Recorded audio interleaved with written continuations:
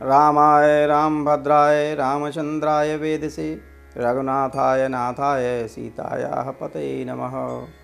देवियों सज्जनों, मैं हूँ ज्योतिषाचार्य पंडित रमाशंकर मिश्र और आप देख रहे हैं ज्योतिष चर्चा। जैसा कि आप लोग जानते हैं, ज्योतिष जो विषय है वह संपूर्ण प्राणी मात्र के लिए कल्याणकारी विषय है, उसको उपयोगी विषय है। उसके लिए हमारे ऋषियों ने बहुत ही शोध करके और सोच विचार करके ज्योतिष विषय का प्रणयन किया। ज्योतिष से मनुष्य अपने प्रत्येक जिज्ञासाओं का समाधान कर सकता है। ज्योतिष में जो फलादेश की विधि है वह उसमें से एक विधि है गोचर विधि। गोचर का मतलब ग्रह, चर मतलब चलते हुए। तो जब ग्रह चलते हुए विभिन्न स्थानों पर जाते हैं, मनुष्य के चंद्र राशि से जिन जिन स्थानों पर ग्रह जाते हैं वह मनुष्य को कैसा फल प्रदान करते हैं, ये बताने की जो विधि है इसको गोचर विधि कहते हैं। ग्रह अपनी चाल से चलते रहते हैं। ग्रह राज्यम प्रयच्छन्ति ग्रह राज्यम हरन्ति च। ग्रह राज्य प्रदान कर सकते हैं, ग्रह राज्य छुड़वा भी सकते हैं। ग्रह की अनुकूलता हो तो व्यक्ति जमीन से आसमान तक जा सकता है और ग्रह प्रतिकूल हो जाए तो आसमान से नीचे आ सकता है। मनुष्य का जो दिमाग है वो चंद्रमा है, प्राण जो है वो चंद्रमा है, लग्न शरीर है। तो जब कभी भी मनुष्य के मन में चाहे वो क्राइम हो, चाहे शुभ वार्ता हो, चाहे शुभ बातें हों, वह पहले उसके हृदय में बात आती है, उसके मन में बात आती है, उसके दिमाग में बात आती है, तभी वो आगे कार्य करता है।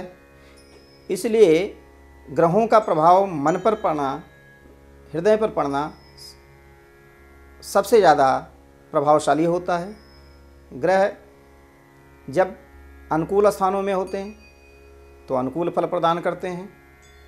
इसी विधि को बताने की जो व्यवस्था है, तात्कालिक और ज़्यादा प्रभावशाली ढंग से बताने की जो व्यवस्था है, उसे गोचर विधि कहते हैं। आप लोगों को किसी भी प्रकार की कोई ज़रूरत हो, जैसे जन्म कुंडली बनवानी हो, जन्म कुंडली का फलादेश कराना हो, वास्तु से संबंधित कोई जानकारी लेनी हो, या मेलापक मैच मेकिंग करानी हो, या किसी अन्य प्रकार की ज्योतिषीय समाधान की आवश्यकता हो, आप संपर्क कर सकते हैं। संपर्क करें।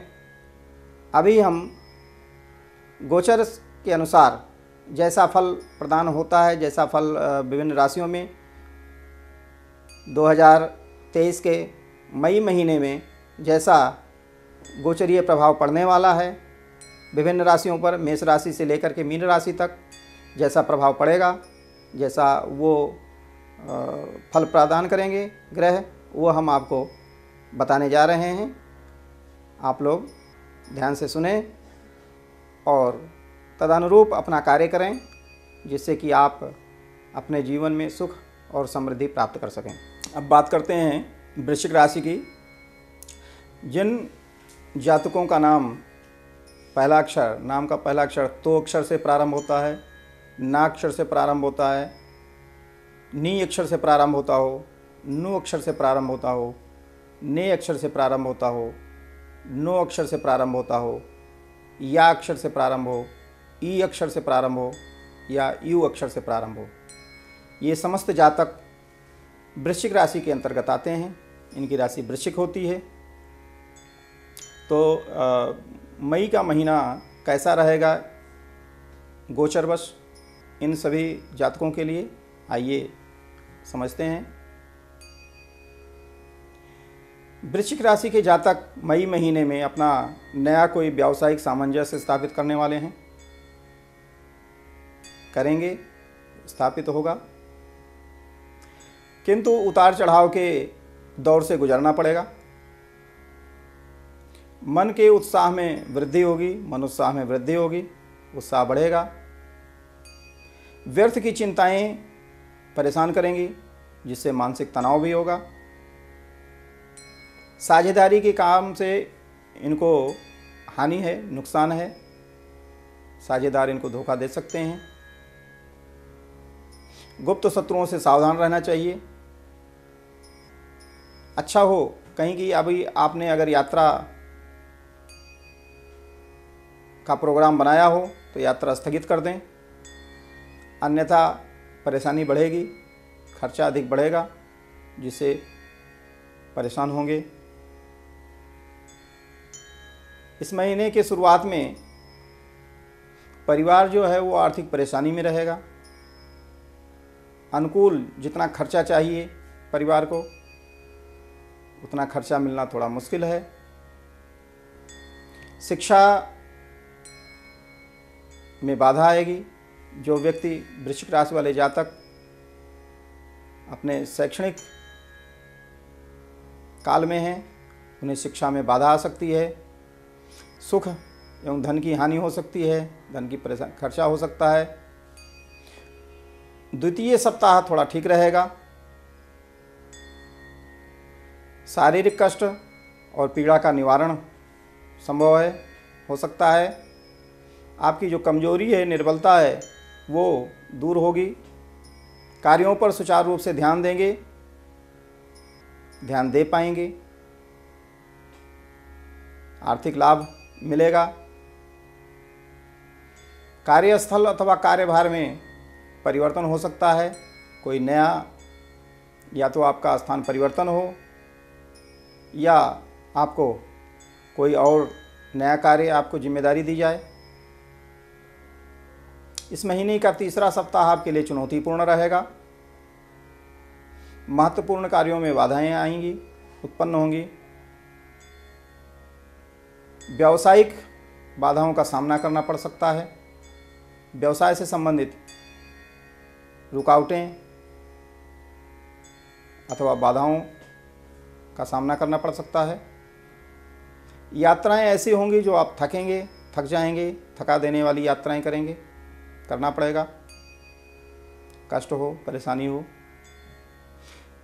परिवार में मतभेद संभव है, परिवार वालों से आपका मतभेद हो सकता है, मन संतुष्ट न रहे। मित्रों से भी मतभेद हो सकता है, वैचारिक मतभेद होने की संभावना पाई जाती है।